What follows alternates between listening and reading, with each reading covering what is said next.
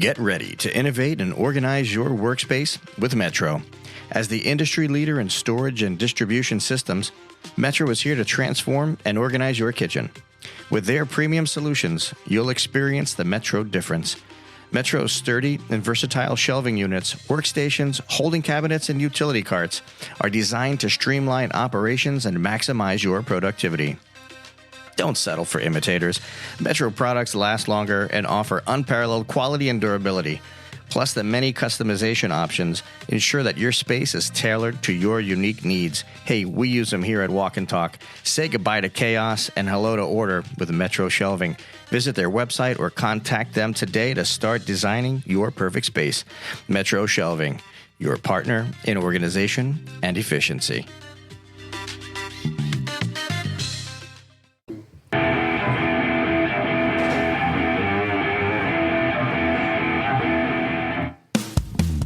Hello, Food Fam. This is the Walk and Talk podcast, where you will find the perfect blend of food, fun, and cooking knowledge.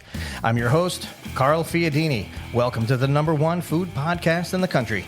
We're recording on site at Ibis Images Studios, where food photography comes alive and I get to eat it. If you missed last week's episode with entrepreneur and food truck park owner David Chan, go back and listen. He's a cool cat, very insightful. Check it out. I'm into quality-made smoked fish dips and spreads. I know you are too. Check out our friends over at Crab Island Seafood Company. Yeah, I'm calling out Chef Tom. He's a good dude. Chef Carl as well. No, not me. I'm still digging that crab rangoon. Visit them at crabislandseafooddip.com. All right, there's a lot of stuff going on today. Walk and Talk is representing in Knoxville, Tennessee. Today, we're covering an episode of Kitchen Storage Makeover. This is an exciting, amazing contest created by Metro Storage and Distribution Systems. Walk and Talk's very own Pooch Rivera and Glenn Haggerty of Pius Media are capturing the adventure on the road trip. It's a big deal. All the behind-the-scenes action. Wow. All right, so stay tuned for that. We're going to have awesome footage on that. Learn how to become a contestant on IG at Metro Food Service. That was a mouthful. All right, this week we've got the corporate chef of an amazing breakfast concept with over 500 locations nationwide. I was honored to spend a few hours with him last month at their home office down in Sarasota. That's here in Florida. Let's find out how a medium-sized corporate restaurant group stays cutting edge on culinary. Stay tuned. Chef Shane Schaibly's on deck. And I know I probably just murdered that. Okay, Jefferson, my man. Hi. You know, I don't know if anybody understands the skill set involved in ending these long monologues right on the money. Yeah, master judge, now master communicator. Yeah. All right. A lot of great food came online today. Yeah, definitely. And I want to jump right in. You know what it is? It's the first time we've ever done breakfast. Yes. And it's been fun for me because it's just something different.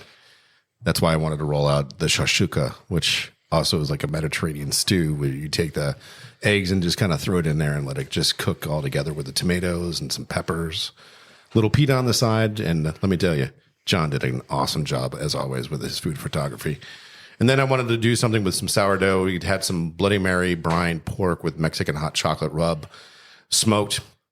We had some lemon thyme marmalade, put that on the bottom, a little PTSE, which is put that stuff on everything.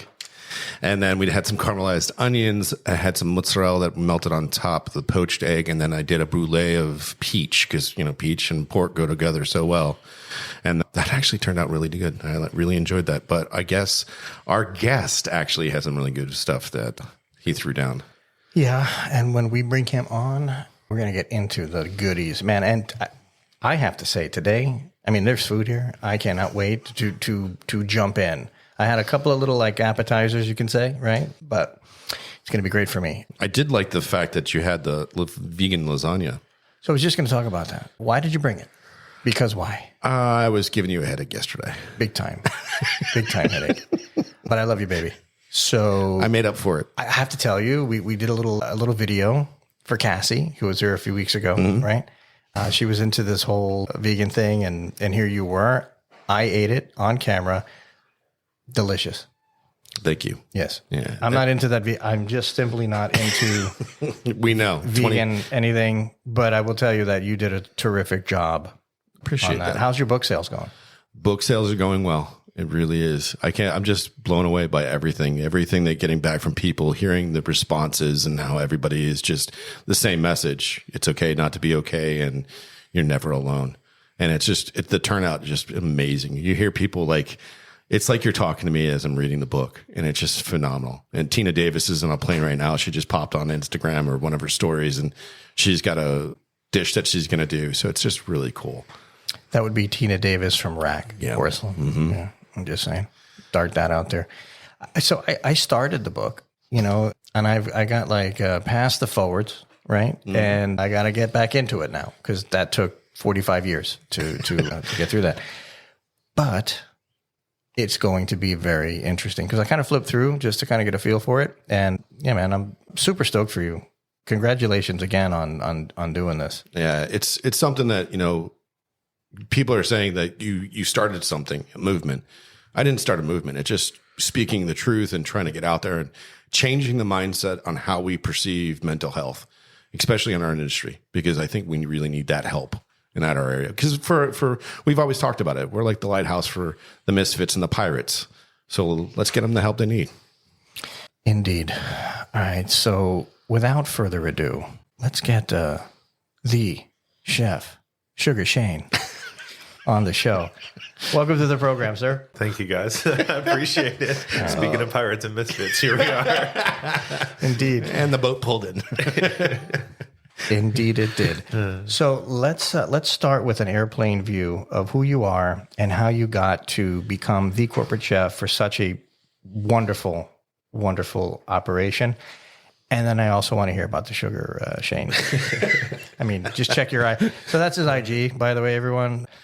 That's true. That's my Instagram handle, Chef Sugar Shane. Yeah, a lot of long history there. Yeah, we'll get into a little bit of it. Yeah, so I've been in the industry since I was 14 years old. I was born and raised just outside of Tampa in a little town called Dunedin, Florida, about 30 miles, west from Tampa.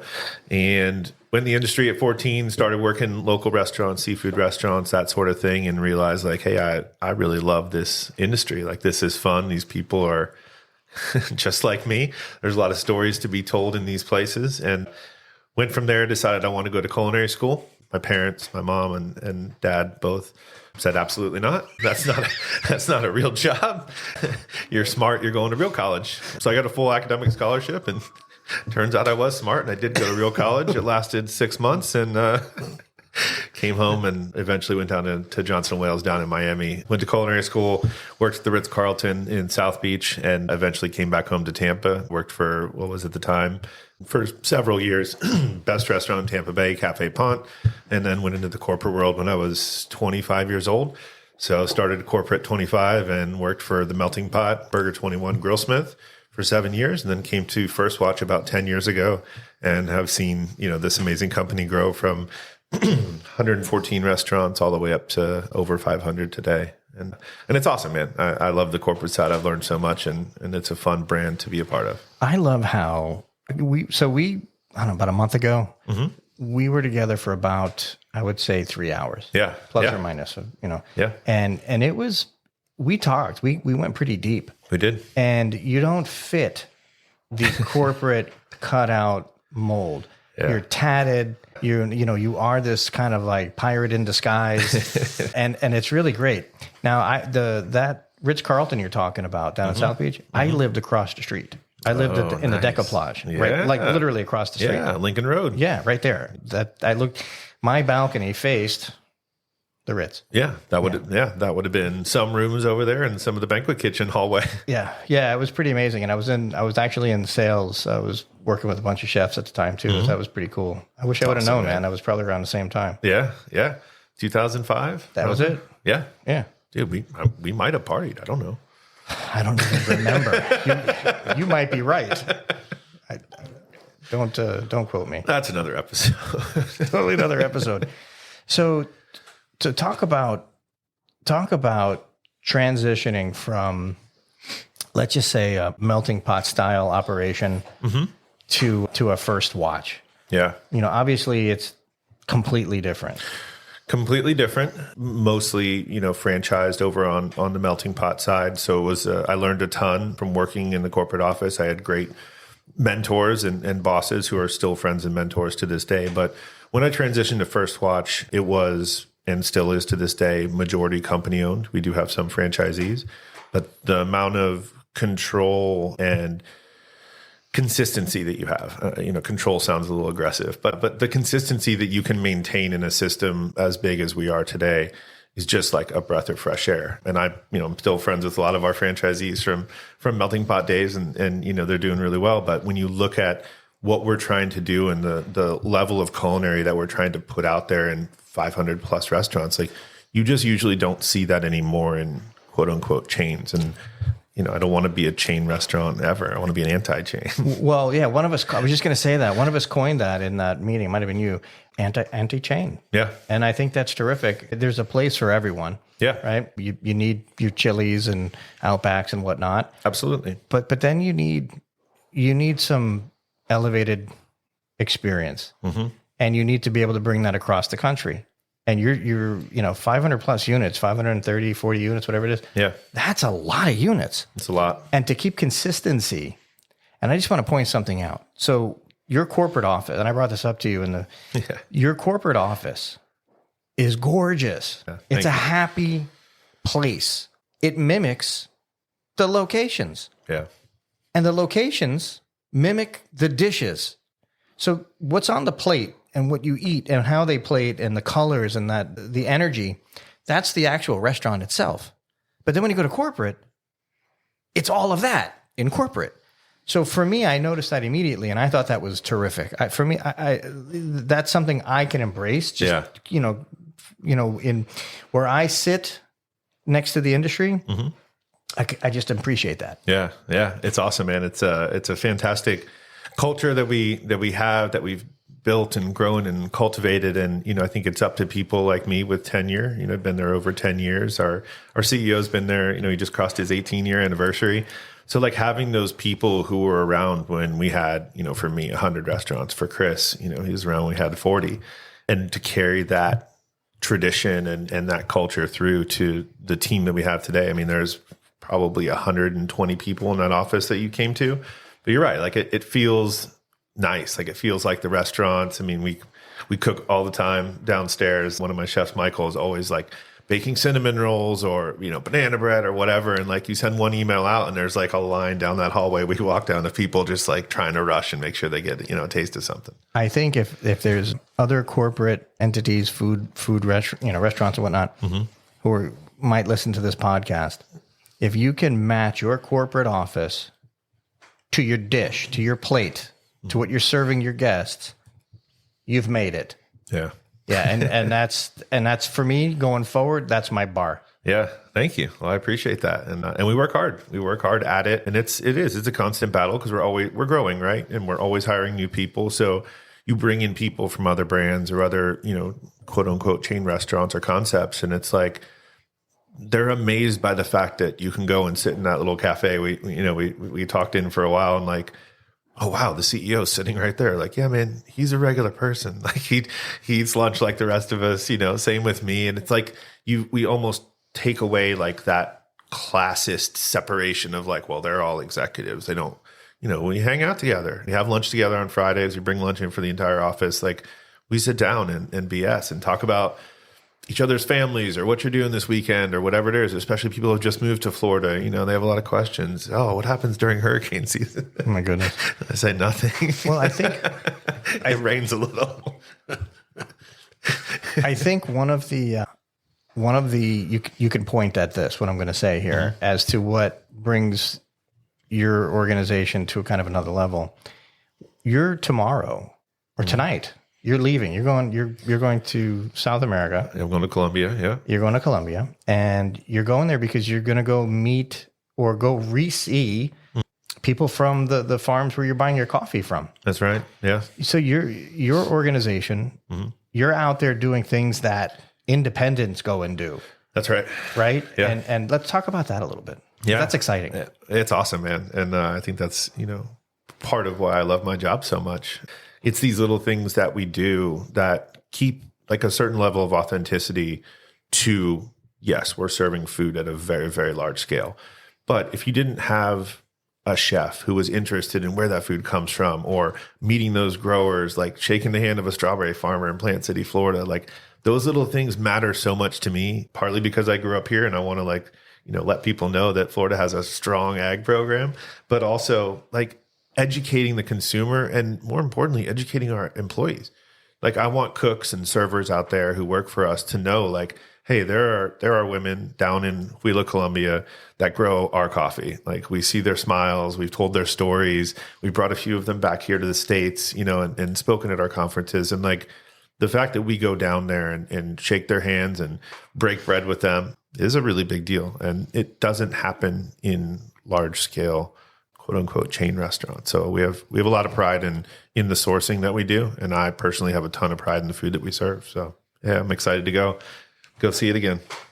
Yeah, you have to, right? Because it's your name on it, technically. Yeah, absolutely. And I learn every time. Right. And then exactly, because you're learning from the actual farmer most of the time. This is where we're getting the food. And then you have the story to tell. Exactly right. Yeah. And then when people ask about it, like, oh, I can't believe you got to go do this. Like, oh man, you have no idea what it's like and what, they go through to get that little coffee cherry that has 2 beans inside of it, and then to strip that down and then to wet mill it, and to get the things that we get that walk in our back door. There is a whole world of stories behind that, be it a grower down in Colombia or a farmer here in Florida or wherever in the States. Like, I love learning about the industry. I love being a student in the industry. So the fact that I get to do that as part of my job and then pass those stories along, I love it. Coffee should cost $25 a cup. At least. And most people don't realize why. And that's something that has to do with the fact that it's been produced the same since the beginning. That's right. There really haven't been any technological advances in coffee. That's correct. So that means it's a lot of manual labor. It's people carrying, 100-pound, 150-pound sacks of coffee up and down mountains. That's right. Literally, on a pitch, deep pitch there. And then it's drying it in the sun. Like, you've seen the process, right? Oh yeah. Yeah. Like the whole coffee process. Drying it out on the roof of their, where they live, their homes, right? On these patios, and standing up there in the sun, raking it to make sure that no little, moisture pockets, start to form and then mold to grow. I mean, we haven't even left the farm yet. Like, this has all happened right there in our case, these people's homes. Yeah, there's some big commercial places. Brazil, I think, is well known for that, but machine harvesting and stuff like that. But where we go and where most of like the, I don't want to dig on Brazil's coffee. They have great quality coffee as well, but like super high altitude, really, really nice, complex cups of coffee can only be grown and picked by hand. Like, that's it, period.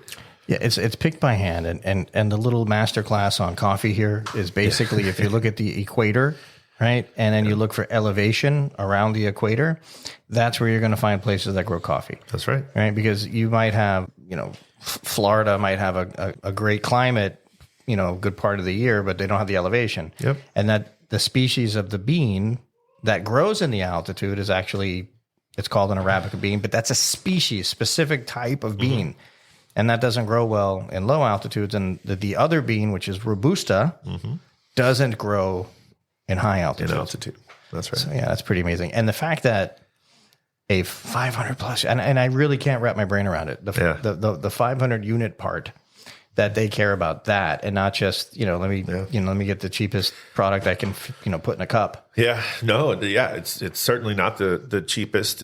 And at the same time, like, we see the value in what it takes to get that coffee in the cup. We also built this program with a purpose in mind. It's called Project Sunrise. We started it from scratch probably like 8 years ago and began with 25% female growers, right? And we had, a pledge to grow it by 5 to 10% every single year. So when we go down this year, it's about 60, a little bit over 60% of all the coffee served in First Watch across the country is grown by female farmers. And these are women who have maybe lost their husbands or their fathers or their brothers. There's been some political unrest, over the last few decades in Colombia.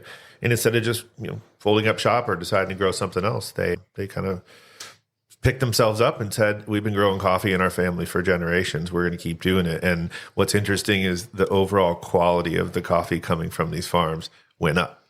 So just like having, ladies in the kitchen, which I love. And actually when I started at First Watch, it was a all female kitchen, and they're super clean, super meticulous about their plating, about their dishes. There's a lot of tough love there. And so I think these women really, took the ball and ran with it. And we're super proud of them. And that's, part of the reason I'm going down there. We have a big incentive program. So we do pay out a little bit extra based on what the coffee price is in Colombia every single day. And then every year we go back down and give extra. They're think of it as like bonus dollars.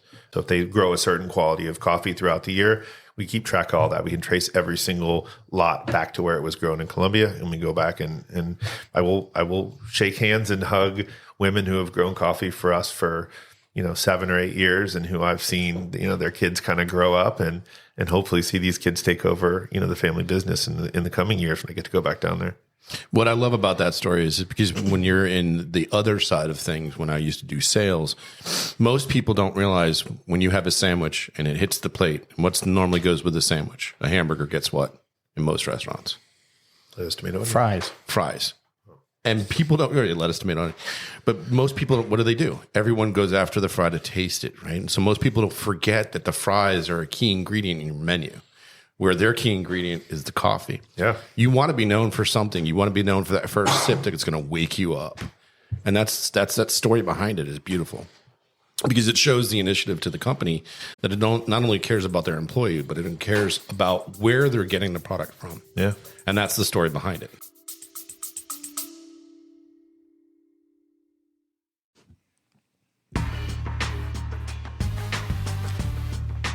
Walk and Talk podcast, now sweetened by Noble Citrus. Bite into a juicy crunch tangerine, 40 years perfected, seedless and oh so tasty. Or savor a starburst pomelo, the giant citrus with a unique zing. Don't miss autumn honey tangerines, big and easy to peel. Noble. Generations of citrus expertise, delivering exceptional flavor year-round. Taste the difference with Noble Citrus.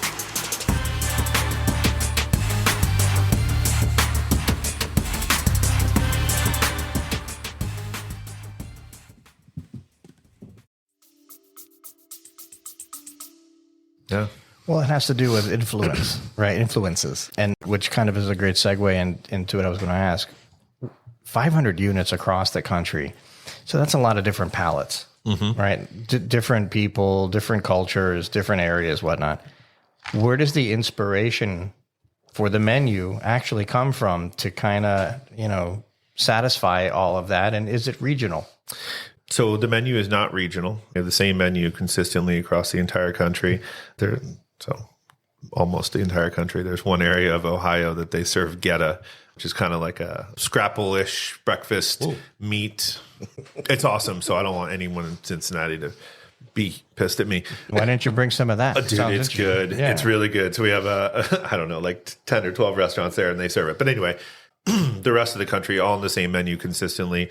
And I think where we get to play and I get to have the most fun, my team and I is in our LTO program. So we have a limited time offer, seasonal menu. It changes every 10 weeks. That's where we get to play. That's where you get to tap into regional specialties like shrimp and grits or crab cake Benedict or something like that, or burritos, or, we're on a carne asada hash coming up here in a little while. Like all of those little nuggets we get to kind of bring in from influences around the country, regional influences, and then share it with everyone else.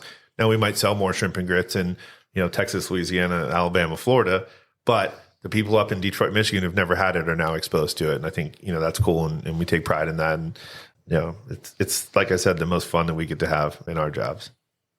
So how does that work with culinary trends then? Excuse me.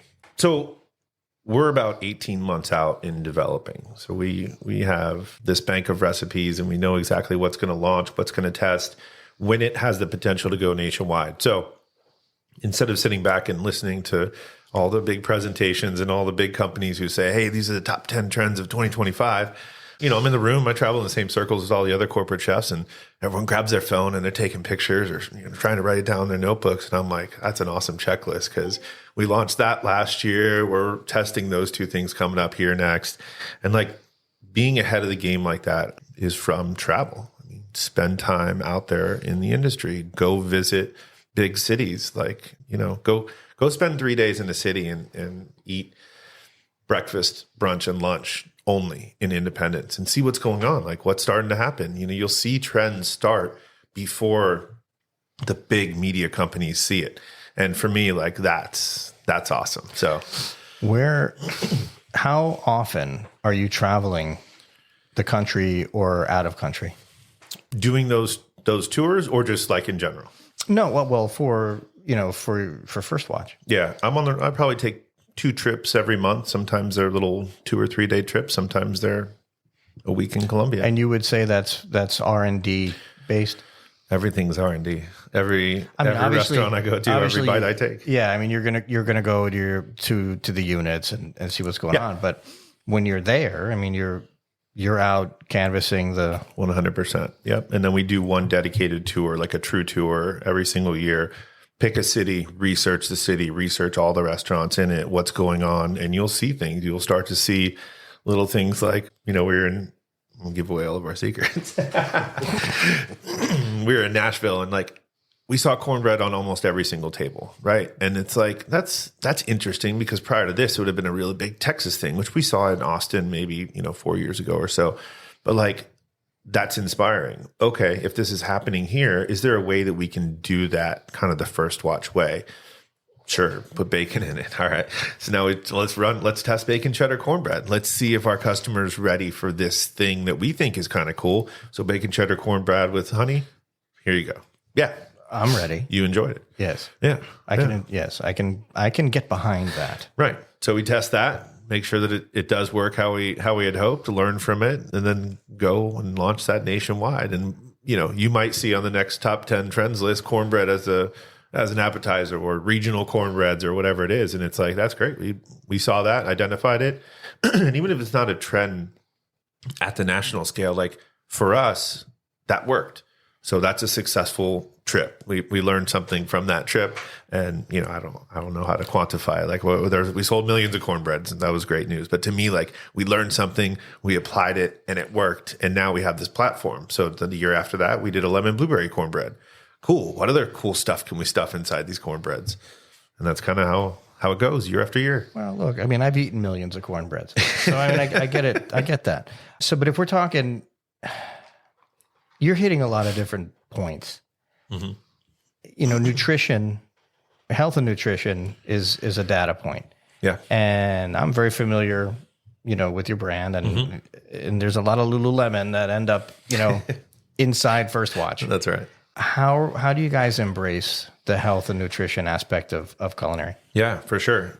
Right. We're talking about like all the fun, crazy, indulgent dishes, right? But there is always an element of health and wellness, or, more importantly, freshness to all of the dishes that we put out. And I think it's, has a ton to do with where we come from, right? So the brand was started in Northern California, Pacific Grove, California, Monterey Bay area. And you're right next to effectively the salad bowl of the U.S., right? Where all of this fresh produce is readily available. We're, a 41-year-old company. So 41 years ago, you only had greasy spoon diners, and then you started to have this like healthy, rumblings, right? These restaurants were starting to pop up, but they were like uber granola, very functional, right? Not really like fun. And so there was nothing in between, and that's what our founders saw as a gap. And we're like, hey, what if we had a restaurant that could take into the menus and into account all of this amazing fresh produce, but we don't need to be a greasy spoon diner. We didn't, and we still don't to this day. No microwaves, no deep fryers, and no heat lamps, and not a single one of our First Watches. And like, that's a testament to being able to carry that idea on and then focus on the freshness. Like the food's inherently healthy if you're using fresh ingredients, right? I mean, I suppose you could fry those ingredients, but looking at the fresh avocados that we use for avocado toast, right? Looking at our juice program where we're juicing every single day, every single First Watch, Fuji apple, English cucumber, kale, turmeric, beets, and then whatever's in season, right? pineapple, watermelon. We've juiced blueberries and strawberries and all kinds of stuff. But yeah, it's a huge, huge part of our identity. And we take a lot of pride in balancing that health and wellness with, hey, you want a triple stack of chocolate chip pancakes? Like, we'll make that for you. Yes. Yes to the. I mean, what are we talking about here? I mean, yeah, because funny story. My wife, this is a long time ago. She goes to New Orleans and, she's looking for something egg whites. In New Orleans. Yeah. And obviously the server was basically like, yeah, you're just in the wrong part of the country for all of that.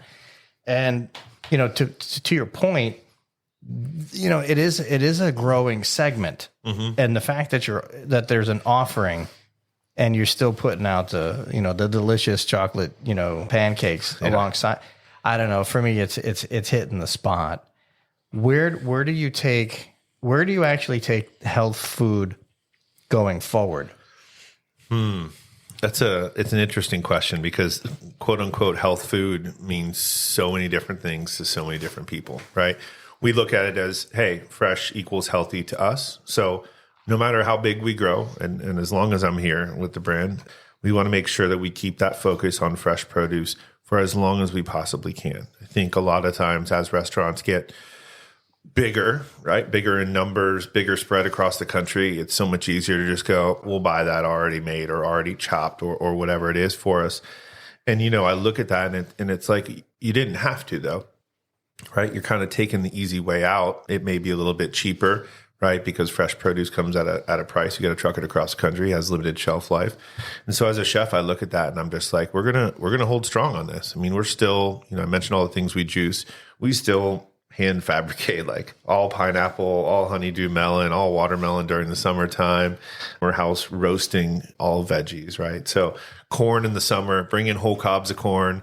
500 restaurants, right? Bring in whole cobs of corn, season them, roast them in the oven, and then strip the kernels off and use them in different things like hashes or burritos or whatever. Like, to me, health is freshness. We're not trying to jump on the bandwagon and go, chase any of the plant-based proteins or anything like that. Like, that's great. And I'm, proud of the industry and those companies. They all have their place. But for us, we're really going to stick to supporting the farmers and the growers out there across the country. Like, that's a huge deal to us.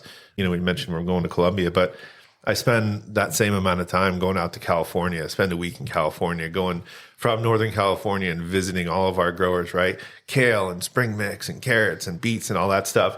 And then all the way down to Southern California and visit avocado ranchers. I mean, these guys have trees that are 40 years old. It's awesome. You said it. Plant City, strawberries. Plant City for strawberries. It's right here. We're in the epicenter. Oh my God, man. I love it so much. When strawberry season comes around in Florida, it's the best. 100%. Now here's the thing. How did you go from, pan throwing, tatted restaurant, pirate chef. Yeah. To this? There's probably some of that still left in me. I don't think that goes away. No, it doesn't leave you. You didn't remember the comment he made, and I was like, "Ooh, that's a chef comment." It never said that leaves several you times today because it never leaves you. Yeah, I think for me, I know when to turn it on and when to turn it off. I think, and that's a unique skill set that not all people have. I'm not 100% sure where that came from, but I'll probably give credit to my parents on that. I mean, my mom was a school teacher and my dad was a cop. And so it was a pretty strict combination there in my house, but there was always a level of joking and smack talking. My dad was one of 9 kids and grew up in a farm family. We just had a family reunion up in Michigan with a lot of my uncles, and like hearing them all just like talk smack all day to my dad, and my dad gave it back to them. And my son now, who's 13, is hearing it and he's interjecting. It's like, oh my God, this is just handed down through the generations. But for me, going back to your question, I think that plays well in being able to like, hey man, put on a long sleeve shirt, cover up your tattoos, and you can sit in a boardroom and have a conversation. And as long as you're educated and smart enough to understand the number side, you can change into a short sleeve chef coat, show your tattoos, and have fun in the kitchen just like anyone else. We're in a different time anyway, right? Correct. It's a different time. But I will tell you, so with how I see the fit, and because you even have the skull and crossbones on the, I'm staring at it now. So he's got a pirate hat on that. I know, I see it. I'm in the scroll, that's why he's laughing. Right, I know. That's what I'm trying to say here. But here's what I'm getting at. The brand that you work for now, I don't know if they can be cutting edge without someone with your sort of background. Yeah. I think it fits. Where in other places it's not going to fit. Because they're looking for a different end use, a different product. That's right. Right? Different execution or whatever. Yeah. I think it's terrific. Thanks, man. I agree with you. I love it. Obviously, it's shaped a really cool, fun life for me. And I think all the credit in the world needs to be given to, our current president and CEO. His name's Chris Tomaso. Awesome guy, was our chief marketing officer. And, he kind of recruited me, over 10 years ago. And we sat and we talked not about this brand, but like about this culture. And to say, hey, we've been around for 30 years.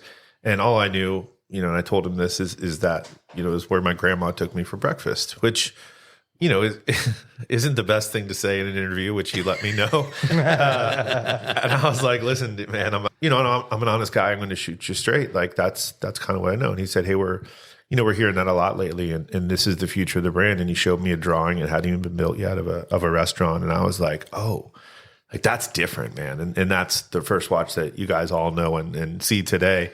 But this is early. This is 10 plus years ago. And he showed me that drawing and he said, we've always been known for great service.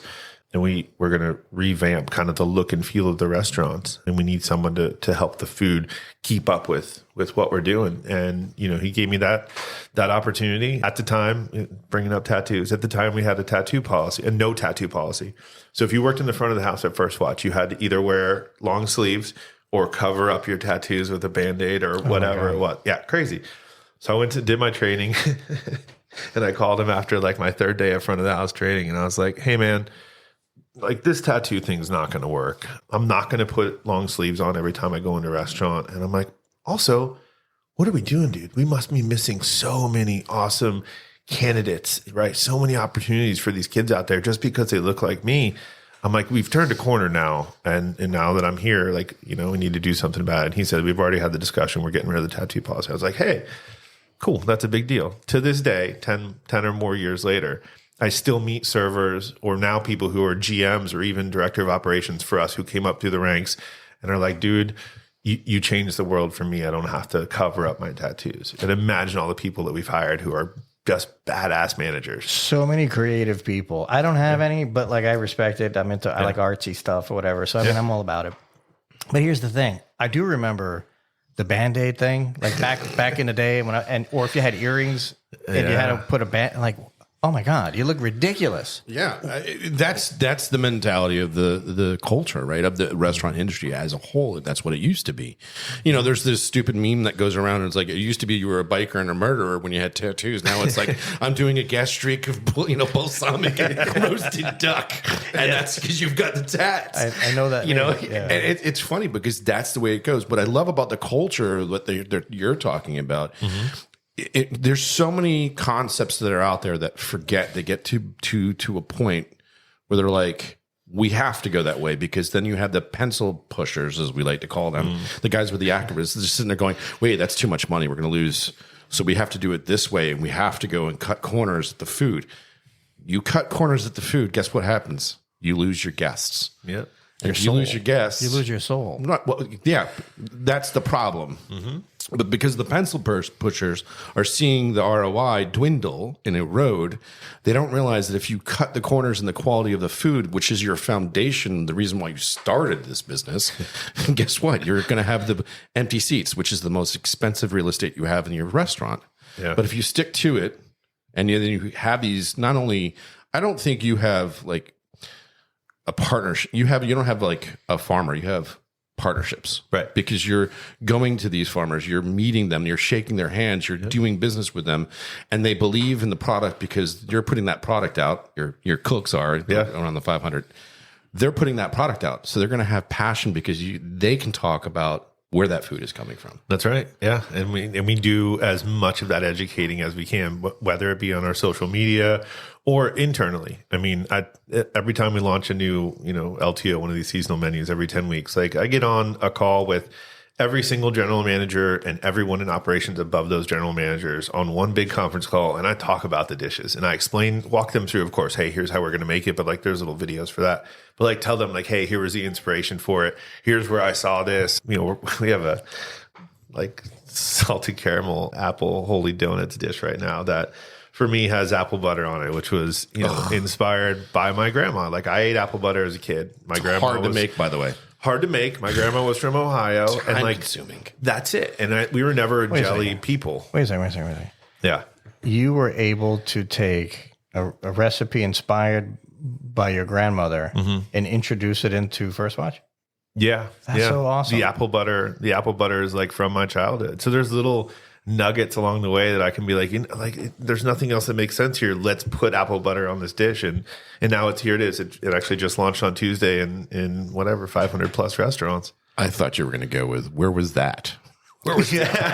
That's where I thought he was going to go. And where the hell is that? We're going to have it tomorrow for breakfast. Man, no, but see, stuff like that to me is super important. When you're talking about a brand and branding and what staff brings to the table to a larger operation, because 500 units isn't a little. It's not little. Yeah, but you carry yourself little. Yeah, you know what I mean. I do, and I think and I feel like that was one of the most exciting parts about reaching out to you guys and getting you on the show. Yeah. Because I've eaten at your style. By the way, this is not like a promo or sponsored ad. This is like I enjoy the concept, the food, and the atmosphere. I was scrolling. I saw, Shane, corporate chef. I said, let me reach out. Sugar Shane. I was this is on LinkedIn. This is professional. It was on LinkedIn. I was like, this must be the Sugar Shane. Yeah, I was like, that's how it works. No, but that was the genesis of the reach out, And I was like, you know what? Let's see how that, where it goes. Besides working as the corporate chef now and being in the past places you worked, or corporate chefs that you meet now when you're running around. Yeah. Are they different? Are they stuffy? Or is it like how? Because I've worked with a couple, right? Yeah. We mentioned Paul Mueller. Yep. Paul and I worked together at P.F. Chang's when they were very young. Yep. We're at New Orleans. So working with them, you could find out, this is a cool cat. Then there was another guy, I'm not going to mention who I wanted to he was the one I was after. And that's the type of, do you run into that when you're running around? Or? Yeah, for sure. And because I've, been on the corporate side for over 17 years now, right? I mean, when I started, I was 25. You're sellout, man. Oh, dude. Those words have been said sales, to me. then you're a sellout. Yeah, well, shush. They were said to me for sure early on. And I took it hard. And I didn't want to be a corporate guy. And I think, that's probably why I'm not today. And I know how to turn on and all that, but at the end of the day, I'm a restaurant person.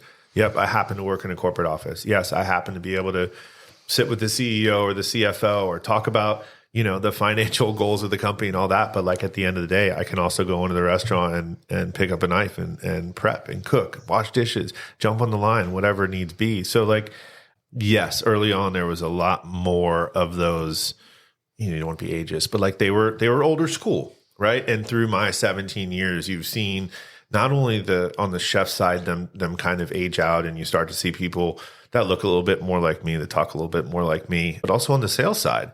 That's something I really, really noticed, right? Because the people who I was working with early on in my career, they've since retired, and the kind of younger generation, which would be people, of our age, stepping up and getting into the game. It's awesome to see kind of the tide shifting a little bit, because that old school mentality of how you treat salespeople, you're just here to sell me what I want to buy. And that's ridiculous. It's the same thing how people used to treat distributors. Dude, I was brought up completely differently. Very fortunate to have worked for chefs who were like, no. Those guys are our partners. And if we're in a pinch, the ones that you're mean to, they're not gonna help you out, dude. They're not gonna come here on a Saturday and drop off frickin', a case of persimmon or whatever it is because you forgot to order it. So I was taught early on by, his name's Chris Pont, now has several restaurants in the Tampa area, but he taught me early on, like, respect those guys, Yeah, you give them a hard time and sometimes you hassle them and beat them up a little bit overpriced, but like at the end of the day, like they should feel comfortable bringing their wife or whoever into the restaurant and having dinner. I don't know, that kind of stuck with me even at this scale. They save your backside. For sure. That's what they do. For sure. The good ones. Now, 'cause that's my world. Yeah. That's where I come from. Yeah. And the reality is, by and large, the caliber, well, let's just say post-COVID, the caliber that's out there of salesperson, I'm not so impressed, honestly. And for those salespeople who are out there listening to me say that, if you're offended, it's probably you. We're talking to you. Yeah.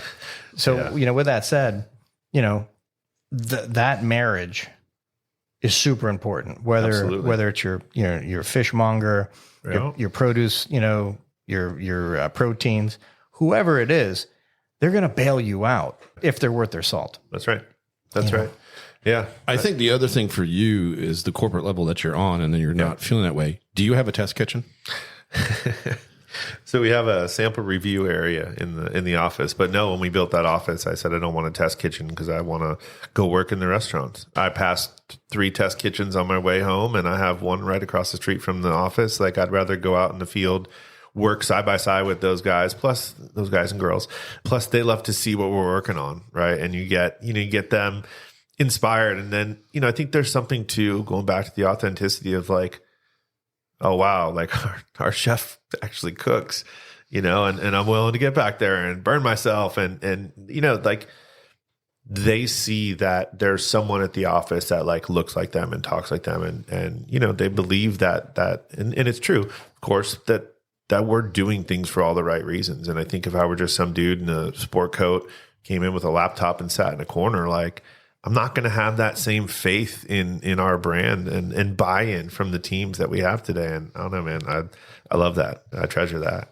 And that's true, because here's the point, right? I've worked in test kitchens where they put stuff out. Like, I worked for Grady's American Grill, and I remember they had zucchini, squash, and another, maybe it was carrot, and we julienned them. And I did a butcher test, right? I did all my work, did all my cases, weighed the amount, weighed the waste. And we had, I think, 35 to 40 units at that time. I sent a letter off to the area or district manager, and I'm like, and the corporate executive chef for them.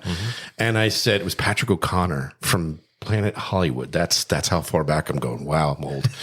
And I sent a message off. I'm like, listen, by my scale, by what I think we're losing $1 million on these 3 vegetables. Because the concept of a corporate chef is, I'm in the building over here producing all this. He's laughing because he knows it's true. That's why I asked that question, because they're producing stuff that they know doesn't work in the field or in real life. Yeah. Where that's why he's going to that restaurant, and you can produce whatever you need because it's going to those restaurants. That's exactly right. Yeah. We take a ton of pride in making sure that when these recipes are written, those menus that change, right? That's 3 entrees, 1 juice, and 1 shareable that changes every 10 weeks, right? 5 times a year. Well, hold on, wait. Speaking of juice, yeah. Can you talk about what we're drinking here? Yeah, absolutely. It is missing one thing, though. It is. It is mixed. Oh, sure. We can have some. We'll have some after. Yeah. Well, what's in here? Yeah. So this is called Blazing Dragon, which don't be confused with Blazing Saddles. No. It's fun. It's a fun name. We try and we found over the years, like, naming stuff that's fun and not so very specific and descriptive. Like, this is a strawberry lemonade with dragon fruit. I don't know, man, that's no fun. So call it Blazing Dragon and like let people read the next line so that they get a little bit more interested in or intrigued by it. But effectively, yeah. So we're juicing fresh strawberries in house in every single restaurant, lemons, a little bit of cane sugar, and then finishing it off with dragon fruit. So diced dragon fruit pieces on the top for like this really bright pink color, and then it kind of bleeds in, and you get like effectively flames coming down from it. Look, people, order it. Yeah, and then eat the dragon fruit, but drink it. Enjoy the whole thing. It's flippin' delicious. Yeah, it's nice. It's a nice one. And listen, it's quote unquote fall, right? This is a fall menu, but For me, fall, having all of us in Florida. It's the summer. You want it's a extended nice, summer yeah, menu. you want a nice, refreshing lemonade. I just want to make mention of something. How far have I come? I just said flipping. You know, I am in such control. I am in this like Jedi state or frame here, man. I'm proud of you. Thank you. you. You got a golf clap from Silent John. Yeah, John even... He didn't make a noise. It's so silent. There's still no noise there, but it's good. Wow, I love it, man. Well, no, the drink is actually very refreshing. Thank you. It's very balanced because you have the thank you. tartness and everything that goes on. The strawberries comes in for a little bit of that sweetness too. As well. Truth be told, right? When I found out like what the items were they were bringing, I was like, oh, this is great. Oh, another one. I was like, bringing a drink. No, feed me. You know what I mean? But no, but it's delicious, man. Like super. I'm happy you brought that. Yeah, we're on a string, and he goes, "Here's the menu for tomorrow." Blink, and I'm like, "I'm only doing 2 dishes. Do you want me to pull back one?" And John goes, "No," because we have a certain time frame, obviously, Sure, for the workflow, right? Sure. So and he's like, anything over 6, like I think it was a 6 one time. We did maybe 8 one time, and John's like, "We're never doing that again." Yeah. So I want to make sure I keep him happy. Don't worry about him. He just gets food and he's happy. He got plenty John of happy pancakes. too. Yeah. I can't. That's what I can't wait to go jump into. I'm so like really want to get those pancakes. Yeah. my buddy. Yes. Lemon ricotta pancakes are a staple of our menu every single day. So that's on the menu year round. That was the first thing I ever had at a First Watch. Was that? Oh yeah, nice, 100%. nice. Oh, speaking of which, now can we talk about the sugar chef and the pastry? Because you used to do pastry. I did used to do pastry. Because I reminded myself about that lemon curd, and I was like, oh, let's talk about the pastry now. Yeah.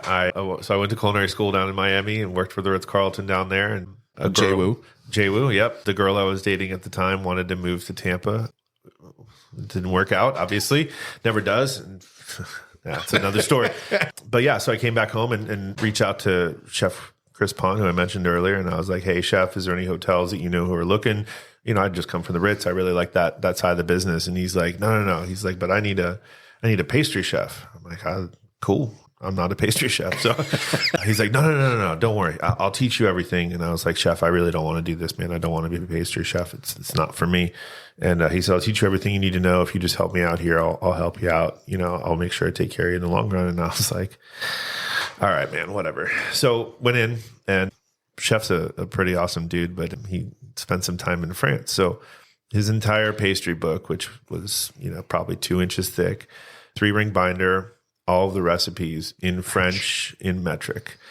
And so I learned from that book how to make everything: breads, rolls, pastries, creme brulees, bombs, tarts, mousses, all this stuff, right? And I'm eternally grateful to him to this day for forcing me to learn that and to learn it in that format. But yeah, I mean, I was pretty pissed. I did not think it was going to be cool. Yeah, but just for the record, Chef Pont is serious. Very. The man does not play games. No, he does not. No, I just want to put it out.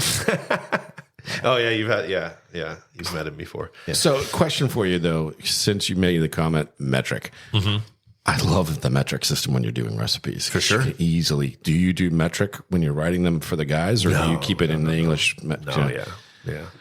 Yeah. Just so everybody knows, because metric is so much easier when you're doing baking and pastry, because you can amp that up. Scaling. Yeah, scaling. So going from a dozen rolls to 20 dozen rolls, whatever, or vice versa. Right. But do you have to say it with an do you have to say it with an accent? You have to do honk.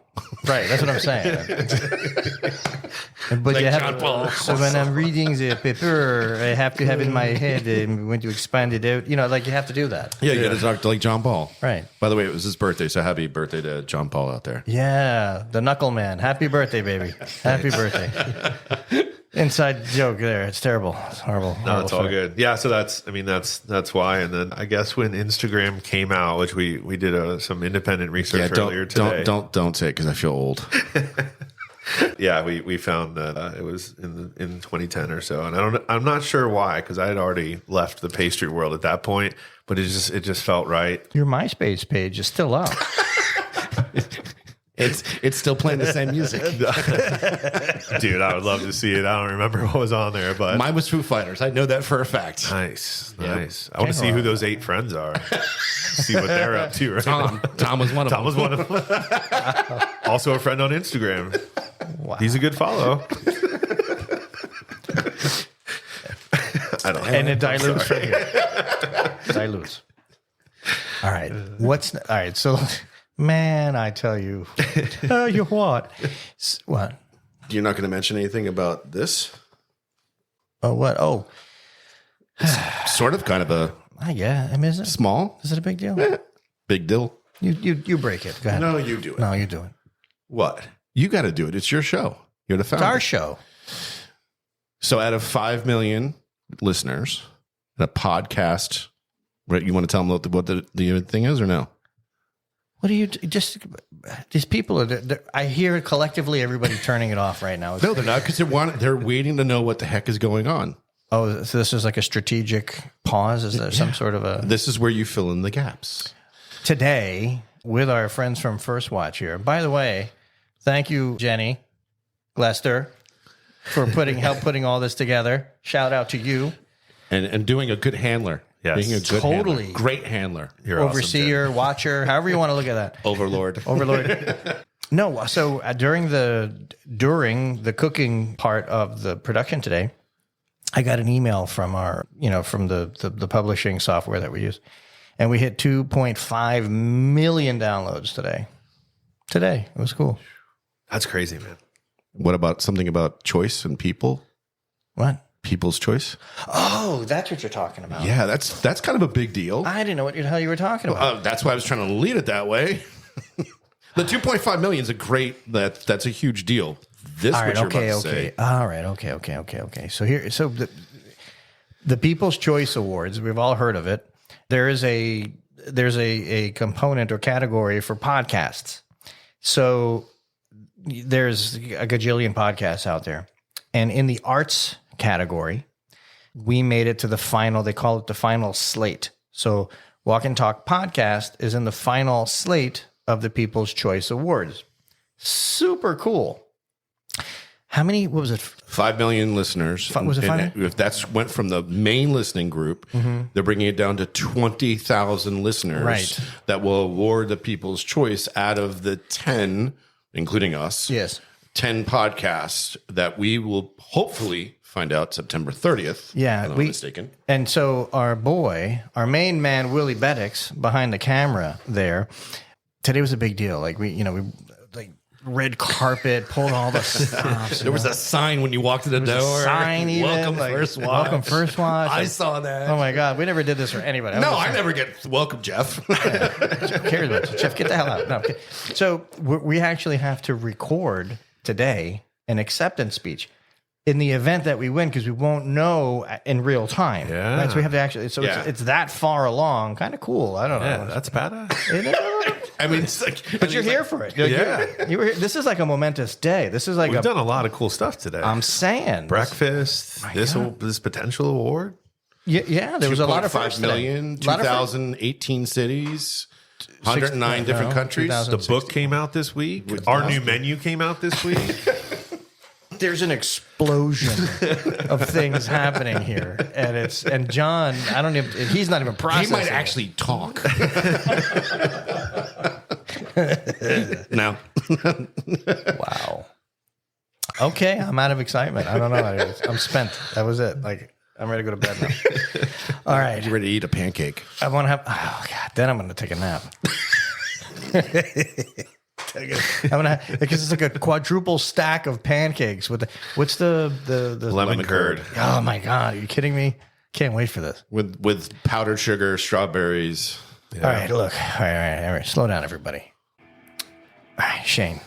Yes. Chef. What's your Instagram handle? Chef Sugar Shane. Okay. Follow Chef. Importantly, follow First Watch. Follow First Watch. Look them up. They're out there. Today was really fun. I had a blast. Thank you, guys. Too. Willie Beddix, my man, thank you for coming out today. You're clutch. We love you, man. Yes, Jeffrey.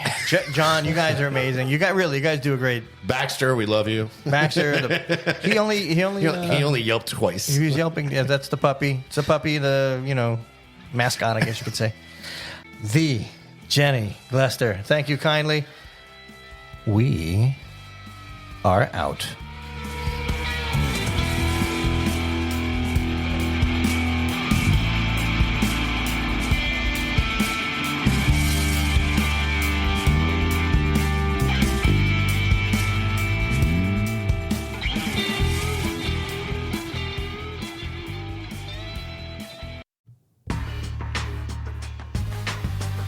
Let me tell you about my friends over at Citrus America and their amazing juicing equipment. They're revolutionizing the way you enjoy freshly squeezed juice. They're at the best hotels, restaurants, and markets. Their mission is simple: develop a unique consumer experience with on-premise juicing, deliver healthy taste options to clientele, and juice more faster. It's that easy. Citrus America supplies the highest quality juicing equipment and solutions in the industry. So whether you're a small business owner or a large corporation, Citrus America has the right juicing equipment for you. Find out more at citrusamerica.com.